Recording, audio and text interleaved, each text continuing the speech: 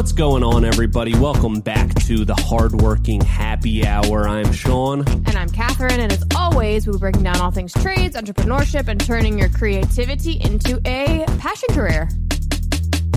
Come on. Catherine. How you doing? I'm doing awesome. How you doing? Oh, I'm doing great. What do you got going on this week? Anything Not much, you know. Hey, not much. Hey, how you doing? Why are you talking like that? I don't know.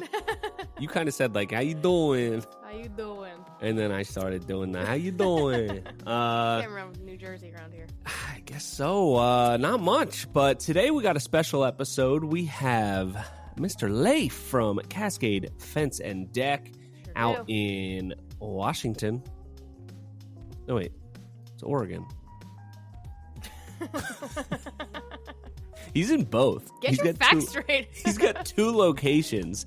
So Leif is somebody I've known for 5 or 6 years or something like that. Just an awesome dude. He recently, I guess a couple years ago, bought the company that he had been working for, for a long time, and just has built an amazing company and culture and all of these things. And he's just a really interesting, nice guy. So I'm really excited for this episode to just pick his brain a little bit. He's very thoughtful. He's so thoughtful. Thoughtful is a good word for it. And curious. Yeah. He's like the epitome of Those are my two words to describe him. You have to pick two, and those two are taken. Well, wait, I'm talking. Oh, so sorry. You know that saying, if you want to be interesting, be interested? He's like the epitome of that. He Absolutely. Super thoughtful, not off the wall questions, but just not your typical questions. Anytime you talk to him, you feel like you're learning something. He's a very interesting guy. He's got a lot of knowledge to give because he gets so much. That's a great analogy. I love that. And with no further ado, let's get right into it. Get into it. What's going on, everybody? How's it going? We got a very special guest today. We've got Leif from Cascade Fence and Deck. A friend of mine I've known for probably 5-6 years now. Leif, how's it going, buddy? Yeah, it's going well. I'm happy to be on. Yeah, man. Yeah, we're super happy to have you. I was actually trying to think of I think the first time I met you was at Deck Expo in Vegas. Or maybe Dallas. I guess I don't remember which Deck Expo. But then we've went to a lot of the Decorators Pro Summits together, so that's been fun. Yeah, I feel like it was probably the first. It was probably at least 2020 when we went to my first Decorators Pro Summit in Tampa. Yeah, it was at least then. Yeah, and I think you had 28,000 followers on Instagram at the time or something. Yeah, I don't actually know what you're at now, but we're a little bit over 1 million across all platforms. But yeah, that was in the very beginning. That was when it was. I always still say, hey, we're just at the beginning. That's how we kind of always look at it, right? But yeah, that was right after kind of the pivot in our business where we were we're gonna kind of jump into content and not try to scale the business side of it, the volume and the build side, because I don't have a lot of the skills that you do to be able to do what you're doing with Cascade. So that's why it's awesome to have you on, so we can pick your brain, because I do not have these insights, because it is Before so you out ask of my me questions. Can I ask you one? Yeah, Absolutely. This goes to both of you, but what platform are you focused on right now? What do you see in the next 1 to 3 years? Or are you just consistent with all of them because they're all... Catherine, do you want to start? Maybe we'll both have different answers. And I don't know if that would be good or bad. I feel like we do not focus on one specifically necessarily. I think that what we're focused on is diversifying, so making sure that we focus on all of them because we find value in each of them. But with that being said, I would say that YouTube is really our bread and butter, and that's really where we deeply connect with people and they get to know the crew and what we're doing and all of our objectives more so because we have just more time with people to kind of get all of our things across to them. So I would say really keeping ourselves, and like just with TikTok, going away and then coming back, you just never know what's going to happen. So we try not to put too many eggs in one basket. So I think that really keeping ourselves open to all of them is kind of where our stance is. But yeah, I'd say same. And one thing that we kind of talked about, I guess last week, was just how like surface level everything is anymore. Like, short form content, everything is just like, you don't really get to know people. Nobody really like talks about like, everyone's attention span is so small. So YouTube, I feel like, is one of the only places where, like, especially in social media or content online, where you can get somebody's attention for a longer period of time. And I feel like that's just so rare. So that's definitely what I think is always our priority, is really focusing on the YouTube stuff, because it's just it's so rare that anyone's going to watch anything for more than 15 seconds anymore. So that's just where I'm at with it. Yeah, I was just looking at our Instagram or our YouTube. For the last little while, we've been putting out some content on Instagram, pretty much primarily, and then we'll do a little bit on YouTube. But I noticed, hey, we're at 40,000 subscribers. I'm like, we haven't really done much content on there. So it kind of got us thinking, like, hey, maybe we should. What type of content should we put on there? If we do, we don't want to just put content out there for the sake of subs, but if we can value the customer also, then. So anyway, something that we've been thinking about, but anyway, I think that's back to you. Well, that's one of the reasons I really wanted to have you on, is because one thing that like has always made a big impression on me. I mean, every time that I'm around you, you're always like, you can see your wheels turning. Like, you're always really critically thinking about what's going on, and you ask really good questions. And I remember when we were at the Decorators Pro Summit in Arizona, we were in the shuttle. Remember, I ended up not buying any of those crazy cowboy boots, but I remember you did. But you bought an In-N-Out t-shirt. I did, yes, I did. Yeah. And I wanted to say, I'm not wearing it today. I think I was wearing it yesterday or the day before.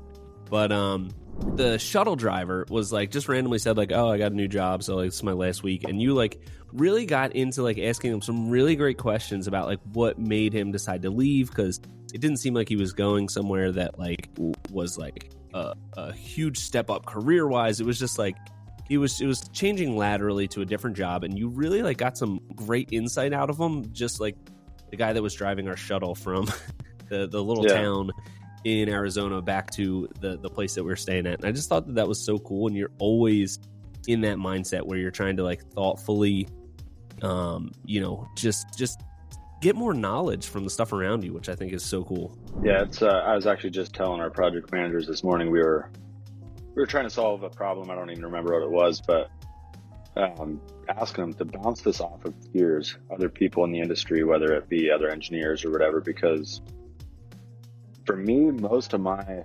ideas come from somebody else. It's not something that I concocted out of thin air. And so, I guess I don't even remember this shuttle conversation with the driver, but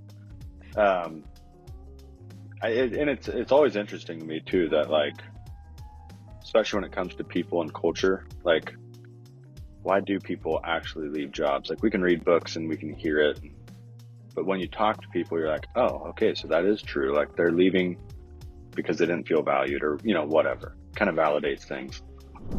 Yeah, absolutely.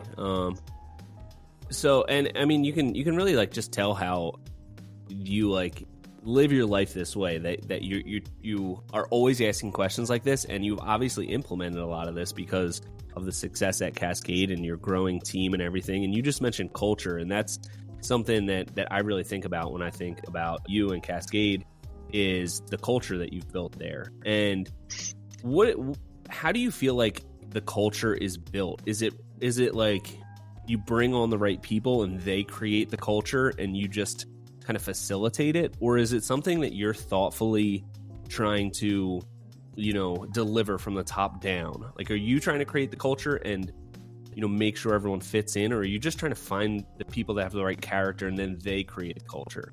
What are your thoughts on that? So I still don't all the way know. We've been like with this whole culture thing, like it's something that we've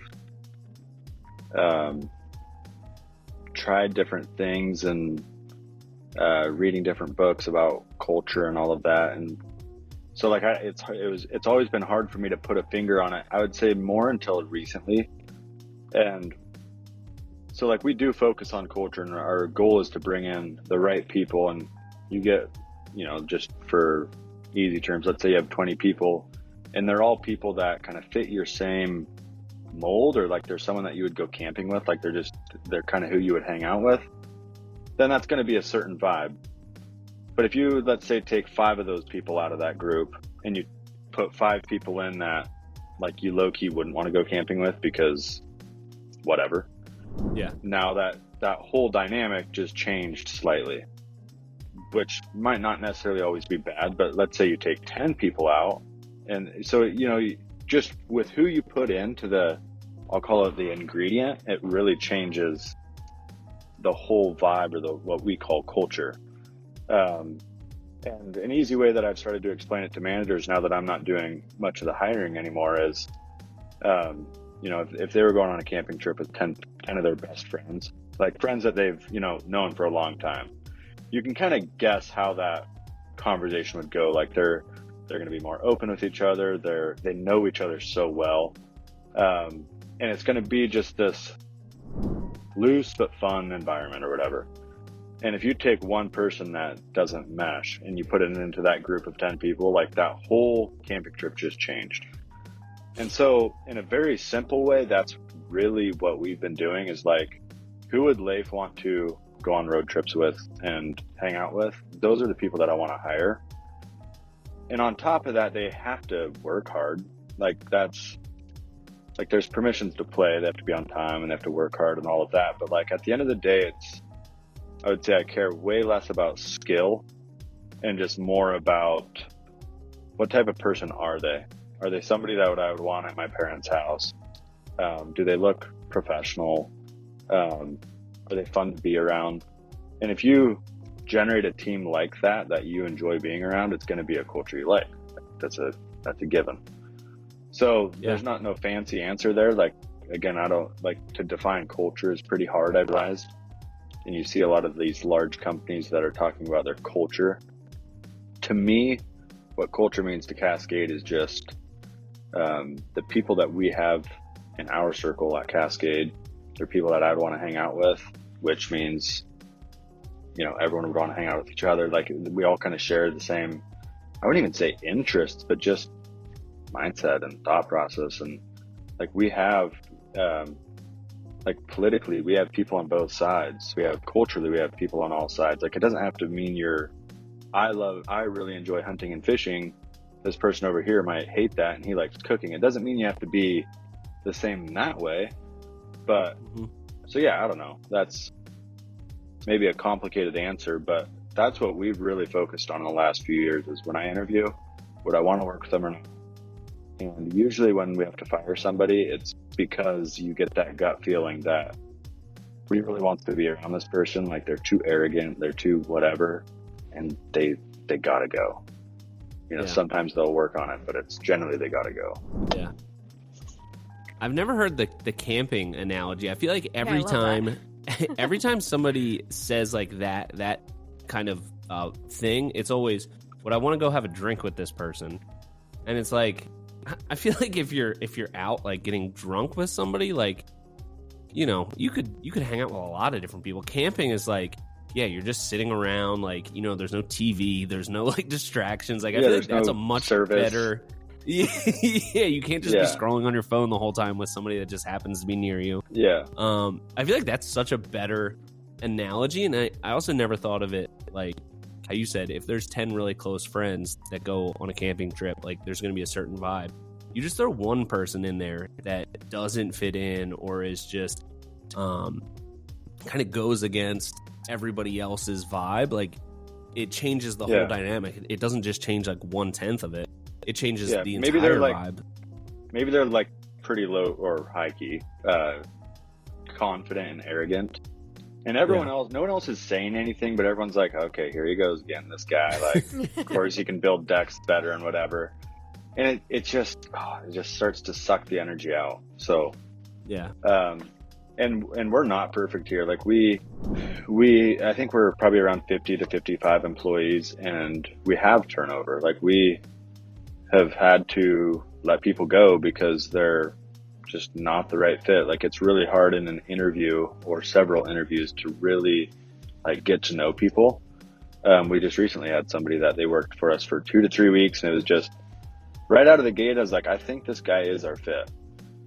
And then after a couple weeks, it's like, no, this is clearly not going to work. And it's really, really hard to let that person go, especially after 2 or 3 weeks. Like, they just got a new job. But at the same time, like, I think that's why cultures are bad in a lot of companies, is because there's not that care or determination to keep it, I guess. But yeah, it was right away. Everyone was like, okay, like the foreman that he was working with and stuff, they're like, sweet, thank you. Like, it was just clear right away that it's like, it's not someone you want to spend 40 hours a week with. Yeah. How do you go about that? Like, in this case, were you the person that had to say, like, we gotta cut you loose, or did somebody else hire him and they had to let him go? Like, how does that work? I feel like it's tough when it's just like, when it's a vague thing, because there's probably reasons like, hey, you're really annoying, or like you're too arrogant. But how do you, if it's not like a strictly performance thing or egregious, like, hey, you stole something or you were late every day, like, how does that conversation go to let to cut them loose? Yeah, it's hard even to this day, but in this case, what had happened was, several of us had started to get this feeling that it wasn't going to work out, and 2 of the managers had sat down with them and just kind of asking him. I would say they were more or less thinking that he was going to be kind of on that same page too, and so they were hoping through this conversation it would just be a mutual agreement, but it never ended up being that way. And so then some time went on, and it was like, okay, I just got to have a conversation with them. So I obviously talked to the managers, made sure they were cool with it. But I just pulled them aside and said, hey, I know it's only been a few weeks, but it's not going to work out. And you try to explain the culture thing, but I feel like it doesn't, like you said, it's not clear cut. And he did have some performance issues, so we mentioned those. But usually, like, if someone is a good culture fit and they have performance issues, like, then you can work on that, but yeah, it's hard, very hard. Yeah. I can imagine, but you did it. You were the one that ripped the Band-Aid off. I did in this case. Okay. Yeah. I respect that. Too, That's tough. Like, it's something too where I also don't want to be the guy that's like barking the order of like, let him go, it's not going to work, but like, I'm too scared to do it. In a sense, like, I know how hard it is to let somebody go. Yeah. And so if it's a culture that I want, like, I'm totally willing to help them if need be in these situations. But yeah, that's tough. But yeah, you're right. You got to do it, and it's like the culture that you build is almost how bad do you want to protect it. Like, once you've built a culture, it's easy for that to. It's so much easier, especially with like it only being 2 or 3 weeks. Like, it's so much easier to let that person linger on for much, much longer and say, oh, we'll work on it. But, I think a lot of people would feel, hey, this is the right thing to let them go. We need to let them go. But it's really tough to do. It's hard to do. And that's, it's why people don't do it. It's why cultures kind of go downhill. So, yep, absolutely. Yeah. And I won't disclose the exact things. But tell us his name. Who is it? Where's he live? if people knew if people could hear the conversations, they'd be like, "Oh, gotcha." Like, makes sense. I wouldn't say like this was probably the fastest time we've ever had. Yeah, like letting everybody go. at Cascade that's listening to this would be like, "Oh, okay, yeah, absolutely, yeah, 100%, yeah." So, kind of continuing on that, like, what are some ways that I'm sure every time you hire somebody, like with this person, you said, you felt like it was going to be a good fit. And then since it wasn't, like, that process is always, you're always iterating on that and trying to find out, like, what are the things that we can do? It's kind of like, I look at it the same way that we try to pre-qualify our clients. Like, a bad client slips through and you're like, what was it that, like, I could have caught earlier? So are there, like, any interesting or unique questions, or, like, do you run them through scenarios or give them, like, sort of open-ended, prompts that you just kind of see how they react to certain things? What have you developed anything like that? Yeah, and like I said, I don't do much of the interviewing anymore, so I don't know exactly. I mean, I think they do the same style as us, but I always tell applicants right away that this is way more of a conversation than an interview. We don't have this big list of questions that we're grilling you on. I like kind of intentionally try to make them comfortable as soon as possible, just with my body language and tone and what I do with my feet, and just to try to just get them at ease, because an interview is always nervous. Like any one of us that has ever done an interview with someone, like you're a little bit jammed up, so you're not seeing the real them. But yeah, a lot of the questions are, the standard ones, like, who's been some of your favorite bosses to work with? And they'll always usually be like, oh, Randy at said company, like he was awesome because of this. And then usually you can pretty easily like, oh, so who was some of your worst bosses? And that's probably my first indicator. And that's an easy one. Good interviewers will pass this. But a lot of times you'll be able to tell someone pretty quickly if they're like, oh, Jessica, she was awful. And then they'll go on this, big long rant or whatever. And it's not a red flag, or I would say it's a flag. It's not a deal breaker.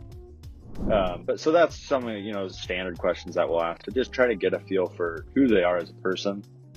I generally don't like super negative people. So if they start throwing people under the bus, like I'm not as excited about them.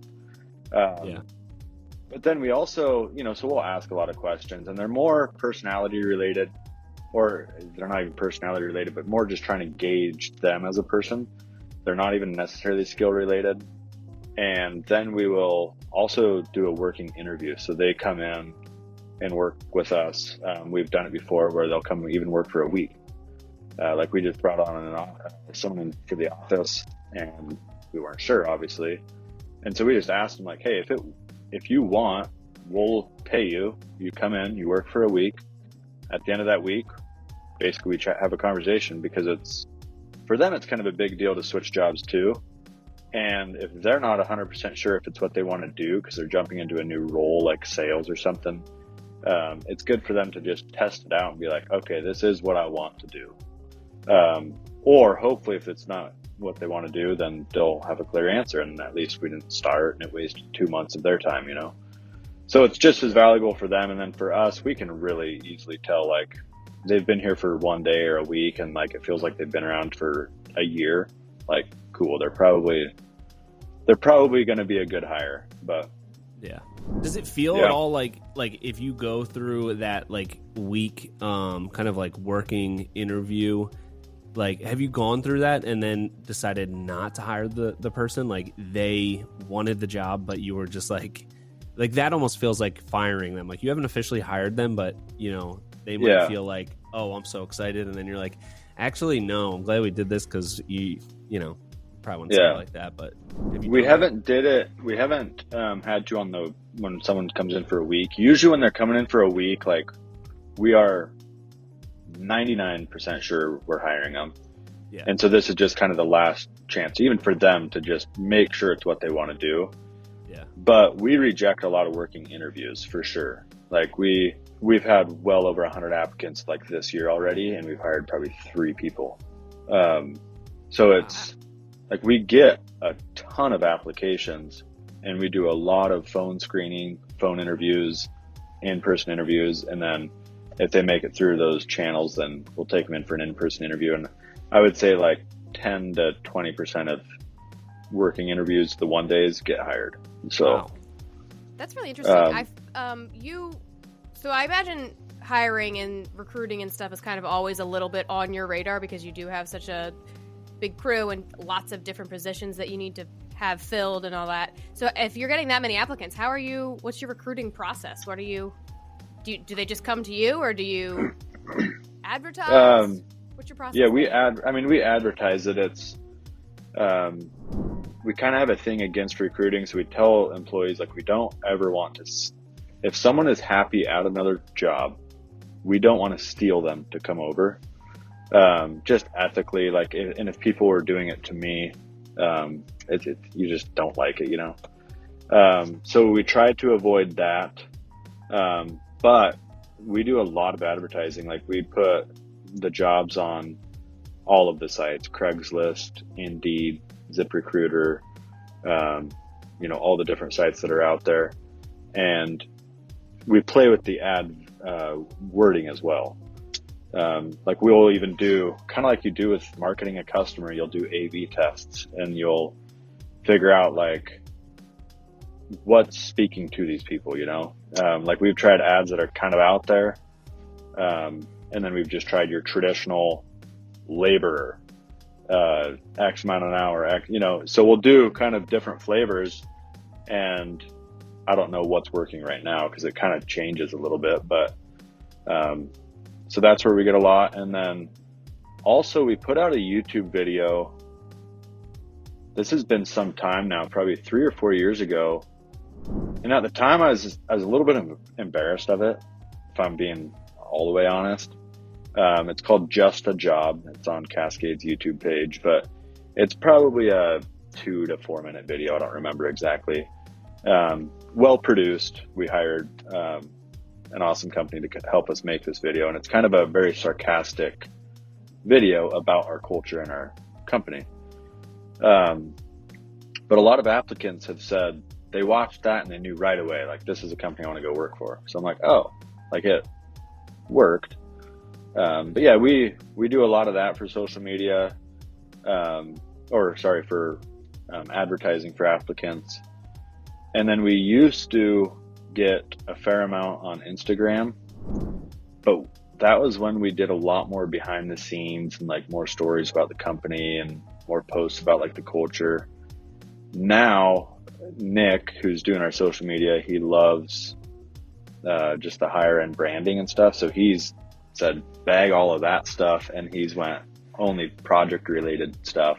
So now we don't get as many applicants. But we do want to trickle that stuff back in.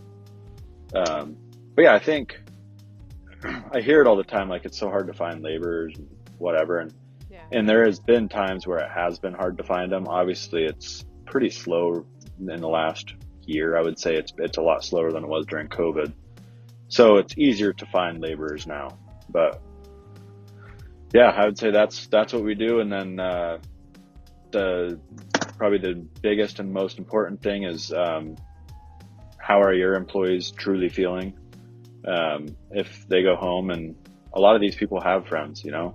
And so if they're talking to their friends about, like, you know what, there's something special about it. Like, I really like it. I like who I work with. I get paid really well. Like, and it's just fun work. It's just a fun atmosphere. Like, we have a lot of employees that come to work for us because just what they hear. So I think that's maybe even more important than any of this advertising stuff, because once you finally land someone, you have to keep them around too. So yeah. Are you guys picking up road noise? Should I back up a little ways? No, you're good. You're good. No, the audio is pretty good. And you know what's even better than the audio? The content. My God, people are getting so much knowledge here, Leif. My God. I'm picking up a lot of stuff here. So another thing I want to touch on is because I feel like we could honestly just do a whole episode on just talking about employees and culture and stuff like that. But so recently I don't know how recently you like bought the company. You are the full owner of it. What was that transition like? I'm not sure what the arrangement was before. I remember meeting the old owner, Brian. was that something that was in the works for a long time? Like, was there kind of a runway, and that was the goal for you to buy the company and completely take it over? And what's that been like, just, fully having the reins? Yeah, so it's been a really cool, fun story, I would say, and journey to be on. But I started when I was in high school, and I was doing a college running start program, so I would just go to school for 2 days a week and then just work full time the next 3 days. And, out in the field putting up installs. And then I was going to go do something else, and I decided to stick it out. And, cause like I said, it was just kind of fun. Like, I liked the people that I was working with. And at this time, it was a really small company, maybe 6 to 8 people. And I think this was in 2012. And then as time went on, I would say maybe 3 to 4 years into my employment, Brian he had this vision for, like, he would get a lot of good help, but then that good help would leave because Cascade was just sort of a stepping stone. And so that was one of his things, was like, man, how do I get people to stay? And so anyway, long story short, he met with a business coach, and the business coach kind of taught him about, setting up a vision for your company. Where do you want to go? And, going down that whole rabbit hole. And so Brian did. He's like, well, long term, like, this is where we'd want to be growth wise and whatever. And at that time, I went into the old general manager, left to start his own company, roofing company. So I stepped in to that role, being probably 21, 22 years old, knowing nothing. And just kind of learned as we went. Like, both of us, I would say, even this day, I don't know how much I know. It's more just theory, or more just feeling of what we've tried and what worked and what didn't work. But we built a sales team, and we built a project management team, and, like, our revenues went from 1 million to 3 million to 5. Like, the growth was pretty quick every year. And so we were more or less flying by the seat of our pants, but it was really, really fun doing it. Like, it wasn't, like, I look back and I don't think there was, like, one day where I'm like, that sucked. Like, it was, I would say all of it has been really, really fun. But then I would say 2 years before I bought it about 2 or 3 years ago. I don't remember exactly. And then about 2 years before that, he had mentioned, like, hey, I would like to sell it at some point. I don't even know if he necessarily promised it to me. We had talked about it, of course. But then, and I actually didn't want to buy it at the time. And so anyway, some time went on, the company grew a lot. And with growth, with a growing company and with 50 employees, like, it's not all fun. Like, there is a lot of headache and there's a lot of stress and all of that. And he didn't enjoy a lot of that as much. And so I would say for about 8 years, he left it up to Louie and I to basically he's like, you guys do it. He's like, I'll kind of stay out of it. He still dealt with the financial end of it, but he didn't like the people end of it at all. And so it was awesome. We had this opportunity, we had all the tools, and we had this opportunity to grow this company. And so, yeah, we grew it a lot in 10 years and put together kind of a fun, cool team. And then, yeah, like I said, 2 or 3 years ago, he's like, all right, I'm ready to sell. And so I talked to the bank, and actually I told him I didn't really want to at first. I was pretty nervous too, especially with all the economic unknown, and, like, I have a home and everything, that all of that would be put on the line. And like, I was really nervous too, but I think it was my dad that was just like, nah, do it. He's like, you should. So anyway, I talked to the bank and took out the largest loan I will ever take out in my life and bought it. And it doesn't really feel like so much has changed, but I would say it's almost a little bit less stressful, which is weird, because what I've realized is now I'm not necessarily wondering or stressing about making him happy. Now it's like, if something happens, it's like, oh, not a big deal, give him the money back, or not a big deal, buy the tool or whatever. Whereas I think before there was a lot of hidden stress of like just making sure he was happy, always worrying about that. So now it's just employees and customers happy, cool, keep on going. But yeah, it's been a really fun journey.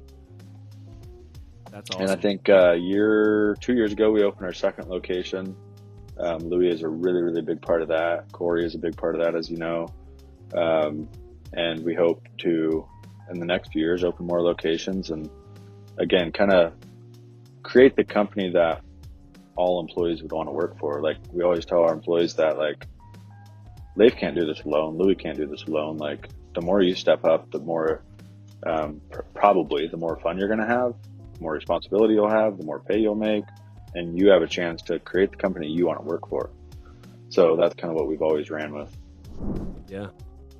It's super cool. I mean, it's probably like a good thing almost that like it wasn't always your plan to buy the company, because I feel like in the back of your mind, you'd be like almost self-sabotaging it. Like, the better I build this company, the more expensive it's going to be in 2 years for me to buy it.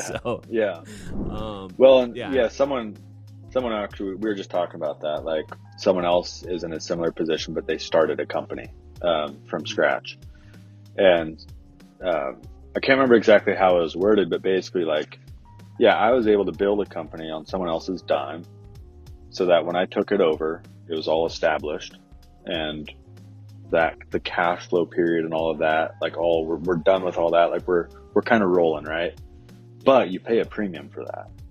So it's like you get a company that's established and you pay a lot, or you don't pay anything and you build your company from scratch. And I don't know what the right answer is, but they're both, there's pros and cons to both. Yeah, for sure. I mean, I mean, obviously this is working out really well for you, and you know, it almost feels like, in a sense, like a lot of it, like emotionally, it was your business. Yes, you know, very much so. More than just a you know, any employee to any company. Like, you know, you were really making a lot of the decisions. You were really running the ship to a large degree. So, and I love to see that employees now, like, I wouldn't say all of them, but I can see it in quite a few of them. Like, they have that same passion, and it makes it so fun. Like, when I can tell that they have the control they have of their own, like, I don't want to be that micromanager. I want to give them that same feeling. And when you can see them just going for it, it is so fun to be around. Yeah. Does that make you feel old at all? Like, when you're like, you remind me of me when I was younger.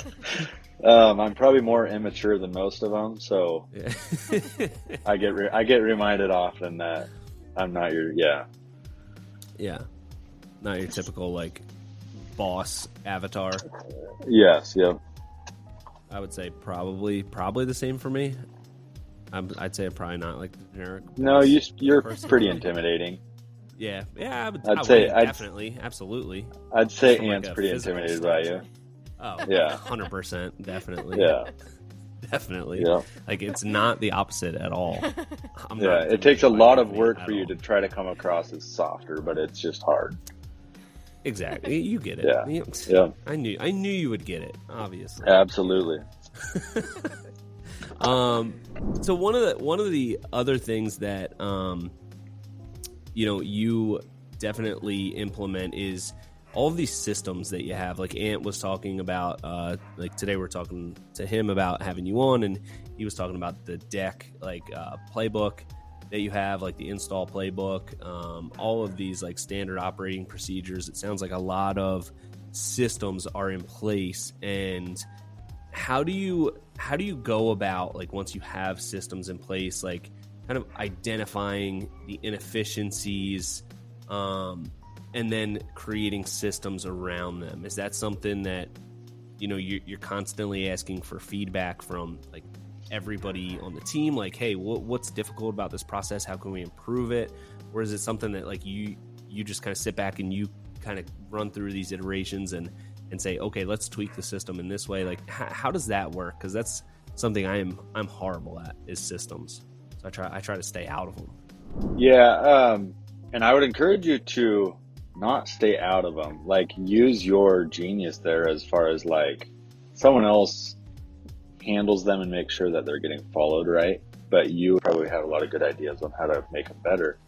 But it comes from a lot of different areas. Usually it's a problem. There's some kind of a problem, and the solution is the process wasn't followed right, or it wasn't working, or it was clunky. So usually there's some kind of a symptom or a problem, or we do track a lot of data. And so as a team, we like all of the foremen, estimators, and project managers, we review every single job when it's completed, and we'll look at what did it sell for, who was the estimated project manager, foreman who worked on the job, and then we look at what did we estimate material would be, how did it actually turn out, what did we estimate the labor would be, like how many hours did we think it was going to take, what actually happened, and then we'll kind of flip through some of the pictures of the job. So it's just a little debrief, I would say. And you can usually, just by sitting back in these meetings, you can usually see that after 50 jobs or however many, like, okay, this is a common thing that's coming up, like, this style decking or this or the whatever it is. So you break that down a little bit more, and you might realize, like, oh, a certain crew needs more help with this, or new hires generally have a hard time picking up stairs, or, you just learn or pick up these things. We don't have a good process to identify processes that need to be done, I guess. And then, it's just time to go to the drawing board and say, okay, how are we doing it now? Let's make sure that every crew is doing it the same, which is really hard to do, by the way. And we're not perfect there. I wish we were. But we look a lot at the fast food industry for help here. So it's fascinating to me to like I was just at a local fast food company, and I just like to watch what they're doing and why.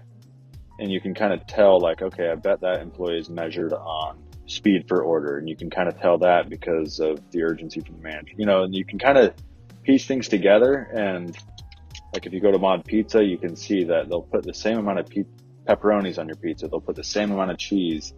And it's all because they have this standard operating procedure, and that's what these new people are trained on. So we took a lot of that model and trying to bring it into the deck world, or for our company anyway. But it's been really hard. Like, we have this manual. We do train our guys on it, and we have guys take quizzes around it, and it's helped us a lot. But like, one area that fell off a little bit, we used to do a lot more training, like actual hands-on training, and I would say that's fell off a little bit. And I would like to bring that back more, but I don't know. That's kind of a long-winded answer, I guess. Yeah. Well, it sounds like, there's not like a system to evaluate systems, but it's, you do a debrief after projects, and it's just kind of like, I guess by being aware of what happened on each project, like that is kind of like a system checkup. Like, okay, if all systems are firing perfectly, then every job goes perfect. And obviously not every job's going to go perfect. So you kind of see, like, if it's just a different thing on every job, it's like, okay, maybe, just human error or inconsistency. Yeah. But it's like, oh yeah, the stairs took longer on this project, just like they did on the last 50 projects. Okay, let's evaluate this and see if we can come up with something. Yeah. So, and we do each week, each department sits down for a weekly meeting, and in that weekly meeting, a big chunk of it is like, hey, what did you run into last week? What were some problems? And like, the accounting team, they're going to always have problems like, oh, receipts aren't getting turned in. And it's like, oh, well, do we have a process for that? No, it's just, we get our credit card statement and we try to match a lot of receipts, and we're missing half of them. Yeah. Okay, cool. Let's try to implement a process. And usually the department lead will like get the feedback from the people in the meeting, for them to solve the problem, or them to come up with a process that generally works better. And so now we have a process for receipts, and now receipts are way better, and you can kind of track that progress over time. Is that like, do you get a lot of excitement out of like, tweaking that, like those business dials to try to like really dial in what your what you're doing from a an operations standpoint, and like do you enjoy like making those little tweaks and identifying what's happening and how you can improve it? I suck at making the tweaks happen, but I like to identify them. Okay. I would say like maybe my gift is more I can visualize and I can like kind of brainstorm ideas, but my gift is not to sit down for 8 hours and just pour through and finish out an Excel spreadsheet. And a lot of times I'll get overconfident and like, okay, I'll work on this week and I'll get it done. And I just like don't even touch it. So what I like, long story here and we won't get into it, but there's this theory called working genius by Patrick Lencioni. Great YouTube search if you haven't already, but he talks about each human and what their working geniuses are. Mine would be more on the invention side. So yeah, like I really, really enjoy sitting in on these meetings and identifying these areas that can be tweaked. And I love to identify things that can be automated or like sped up. But then we have an awesome team that they don't like to come up with these ideas, but they like to implement them. So it works out perfect. Yeah. Yeah. It's kind of like having different people to like have different skill sets. You have like the innovator and the implementer. So yeah, exactly. Yep. I know I'm definitely not like an implementer, but maybe I'm on this the same side as you. I'm not sure if I'm good at either of them, but I know I'm definitely not good at one for sure. Yeah. And my guess is if I was to come to a problem with you or Ant was or whatever, like you would probably be more like, oh, here's 5 ideas you could try. And 4 of them suck and 1 of them is decent. Yeah. Or he might take an iteration of one of them and like, oh, that's a bad idea, but that gave me the idea to do this. Yeah. Yeah, for sure. Yep. And we definitely, like me and Ant specifically, do like complement each other well that way, where, he's very much like dialed into the efficiency of like how he is going to attack, this build and how he's going to set up his tools and like how he's going to, move from this test to the next. And then, I'll be the one that's going to like inject some creativity into the equation. And, without his efficiency and organization and how he goes about it, it would just be like so time consuming to do all this stuff, because I would just kind of get carried away with different ideas and start one idea and then, kind of like go down that rabbit hole and maybe change it. Yeah. Between us, we find this really good middle ground of creativity while staying efficient and building it and actually like getting it to the finish line, and then, being a good enough team that we can be on the next job together and not kill each other. Yeah. Yeah. You really start to realize, that you need all natures, and oftentimes the different natures clash. And so if there's not healthy communication there, then it just never works out. People leave and whatever. But if you can, or like for me, what I've had to learn is we really need all the different natures, and my nature annoys these other people's nature because they're not that same way. So I have to learn to cultivate my nature a little bit to mesh with them. And, but it's like, we would be hosed as a company if everybody was like Leif, or if everybody was one way or the other. Like you need all types for sure. But yeah, love that. What are some like ideologies, some books, some you just mentioned, what was it, Peter something? Patrick Lencioni. Patrick Lencioni. Yeah. Okay. He has really good books that I've probably learned the most from. Okay. The Motive is one of them. And these are all YouTube videos too. Like you don't have to, like, I know sometimes I don't want to read a whole book, but give me a 20-minute video of what the synopsis is. I've really been deep diving more into marketing and branding in the last year. So like, well, Alex Hormozy would be one that like, I feel like he has just so much gold with marketing and branding. I love a lot of his stuff. And the last book I read that was actually really cool and like I got hooked on, because I go through phases where it's like, help, get it out of here. Like I'm so sick of, like, I just want entertainment. I don't want to read another business book. Like, and then I'll go through phases where like, all right, give me some business books. But the last one that I read was American Icon, I think it's called. And it's a book about Alan Mulally, who basically took over Ford Motor Company in 2006. And they were a failing company big time. And he took them through the recession, and they ended up making it through the recession with no government loans or anything where the other automakers had to. And it was just a really cool book because it wasn't like a biography. It was just like a fake story, fake character, but like really happened.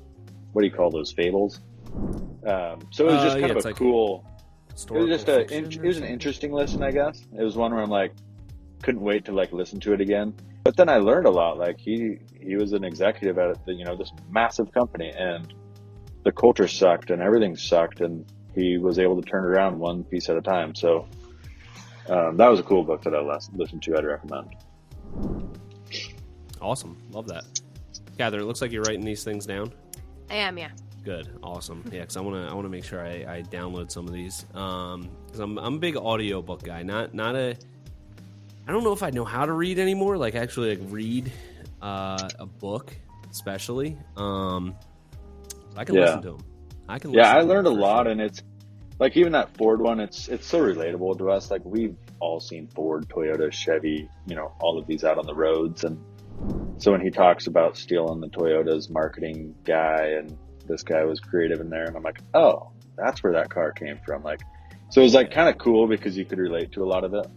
Yep. And so now, like when certain things happen, like with the tariffs and stuff, I'm like, ooh, I wonder what Mulally would do now, because, they had to deal with a lot of that stuff then. But yeah, it reminds me of I read Shoe Dog by Phil Knight about Nike, and it was really cool because it's like, all of these stories. Like he talks about how they got Michael Jordan, and like what happens like eventually. Like how. Like you're reading it like from his point of view in that moment, like they're thinking about sponsoring Michael Jordan, and it's like obviously that turned out pretty well. But it's just like really cool to know a little bit more behind the scenes about something that everybody already kind of knows about. So yeah, absolutely. That one sounds awesome. I'm excited Shout to out check Phil that one Knight out. and Nike. They are like 20 minutes from our office, their headquarters. Oh yeah, they're and like we do a lot of work. gods. We do a lot of work for Nike employees, so we like them. Nice. They make good money, I can tell you that. I would imagine so. So. All right, what else, Catherine? Catherine, you got anything else you want to dive into? I feel like we could talk about a lot of things, and then it would start a whole new 1 hour episode, and we're kind of running out of time. So, what can I ask that doesn't go on a huge tangent? What's your favorite color? Orange. Yeah, Orange. Cool. Wow, I feel like I've never heard anyone say that. Yeah, I swear to God, I've never heard anyone say that. It's kind of a burnt orange. Like when I was younger, I was like, I want to paint my room this burnt orange. I'm not sure why. Just random pick, or is it like a sports team or something? No, just random pick. I've always liked it. Not like the tiger orange, but it's kind of like a burnt orange. I don't know how to explain it, but I was kind of kidding that was a stupid question, but that was so interesting. Amazing. Yeah. I was thinking you were going to say blue. That was going to be my guess. One last thing I do want to at least touch on is work-life balance. I know you've got a family, you've got a company that kind of sounds a little bit like family. Work a lot with of family. You work with some family. Yeah, I do. Shout out Tom. And how do you find that balance? Is that something that you really struggle with? You just seem so like laid back and chill. It doesn't seem like you would have trouble with a work-life balance. I'm sure that's probably not the case, but is that a struggle for you? Is it something that you constantly have to remind yourself about, or are you just good at it? It was a struggle, I would say, the first few years as we were growing. because I was having so much fun, it led to like working kind of a lot of hours. And I was newly married with a couple young kids, and Brian and his wife actually told me like, hey, like, don't work so much, like you have a family, whatever. I'm like, oh no, she's cool with it, like we're good. And then some more time went on, and they're like, no, but like seriously, you should ask her, because I don't think she's cool with it. I thought she was, and so I asked her, and she kind of just started crying, and I'm like, whoa, not what I was expecting. Yeah. And it hit me really, really hard that like, just because they say they're okay with you working late, just because they say they're okay with you going on this vacation, it doesn't mean that that's what they're thinking. And so that, I would say, hit me really, really hard. And so from then on, and I am not good at this, and I don't want to come across that I've got it mastered, but I just try to be at home before 5 every day. If I can be home at 3:30 or 4:30, like I try to be. I usually get started a little bit earlier, and then I can get home. And because we have 5 kids at home, all under the age of 9, and it's busy for her. And so I try to do that. And the thing that I struggle with the most is phone in the evenings. Like, you got a family running around, and it's pretty easy to go on. Like, a lot of my YouTube and Instagram and everything else, like, it's deck related or like outdoor living related. And so it can almost be easily justifiable, but it doesn't, like, for her and the kids, like, get off your phone, you know? Yeah. But then, I don't know, just, I suck at it, but just knowing that I would hate if she was doing the same thing. I don't know, just try to be home. For me, my advice to my managers now is try to be home at a consistent time, and try to shut work off in the evening. Like, it can generally wait. So yeah, I think if your family life sucks, your work life is gonna suck. I can promise that. So focus on your family life first. If that's good, work will probably be good. Yeah, for sure. And I think, like, it really highlights, especially in construction, renovation, like that type of industry, that like just getting home by 5 for a lot of like entrepreneurs in this industry, especially that are just starting out, like that's almost like unheard of. Or it's you get home at 5 and then you're out doing appointments at night. Like that's just so common in this industry, and you know, doing appointments on weekends, and or if you're in the field during the day, at night you're doing all of your paperwork, all of your bookkeeping, all of that kind of stuff. So it can be hard to, I guess, you know, at a certain point you have to sacrifice something. You know, if you're just starting out, it's going to be kind of difficult to maybe do that, but you know, setting that as a goal. And you know, for me, it was not doing in-person appointments anymore. It was doing them over the phone, because it just there wasn't enough time, and it just you know, we had to figure out a way to like not need me to go to 5 appointments a week or whatever. So for me, that was a big game changer. And another thing I'll just say that I just heard in a book kind of recently, I forget exactly what book it was, but you know, I think in this industry, it's like a lot of like, you know, macho kind of mentality, and a lot of people can like work themselves to death under this guise of, I'm doing it all for my family. Like, you know, I think a lot of people like will work themselves to death with this like badge of honor of, I'm doing it for my family. And it's like, if you actually like asked your family, they probably, all they want is like for you to just be home a little bit earlier and hang out with them. And it can be, I think for a lot of people, it's tough, because, you know, you really do believe yourself, like, I'm doing all of this for my family. And if you are working like way too much, you know, they might just literally want like, you know, hey, make a little bit less money. It's okay. Like, just have dinner with us every night, you know, stuff like that. So that was kind of eye opening to me. Like, I never looked at it that way. So yeah, hopefully. Yeah. We've had a few employees that came to work for us. They had their own company, and it was that way. Like, they struggled. They worked tons of hours.